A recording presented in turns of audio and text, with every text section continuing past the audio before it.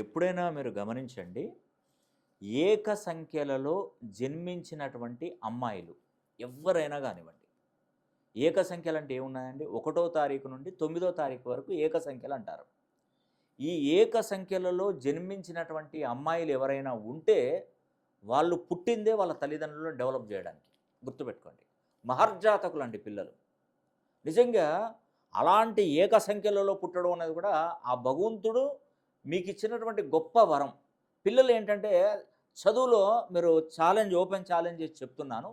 చదువులో వీళ్ళు minimum distinction పైనే ఉంటారు. 80% పైన మార్కులు ఉంటారు. ఇది నిజమా కాదా అని మీరే చెప్పండి.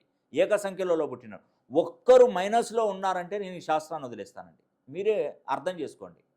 ఇప్పుడు మీ పిల్లలు ఏక సంఖ్యలలో పుట్టారు, ఆడపిల్లలు. ఆడపిల్లలు మాత్రమే, మగపిల్లలు కాదండి.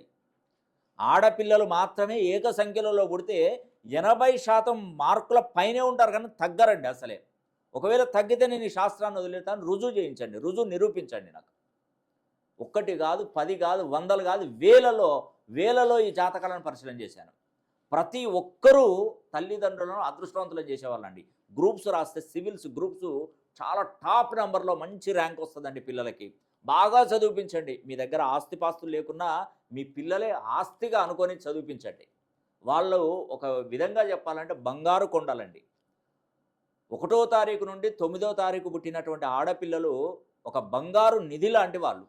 నిజంగా అయ్యో ఈ రోజులలో ఆడపిల్లలు పుట్టారే మాకని ఏమీ అధైర్యం పడకండి. వాళ్ళే జెమ్స్. ఒక విధంగా చెప్పాలంటే రాజ్యాన్ని, ప్రపంచాన్ని తిరగరాసేది, బ్రహ్మాండం బద్దలు కొట్టేది కూడా ఈ 1 నుండి 9 వరకు జన్మించినటువంటి ఆడపిల్లలే. నిజంగా ఈ 9 లోపు పుట్టినటువంటి ఆడపిల్లలు ఎవరైనా ఉన్నా తల్లిదండ్రులకు నేను అభినందనలు తెలియజేస్తున్నానండి. ఖచ్చితంగా మీకు పుట్టినటువంటి పిల్లల ద్వారా మీరు ఖచ్చితంగా ప్రయోజకులవుతారు. పిల్లలు కూడా ప్రయోజకులవుతారు. ఒక్కసారైనా వారి పేరుని మంచి సంఖ్యాబలంలోకి మార్చుకోగలిగితే తల్లిదండ్రులకు అద్భుతమైనటువంటి వరం అని నేను చెప్తున్నాను.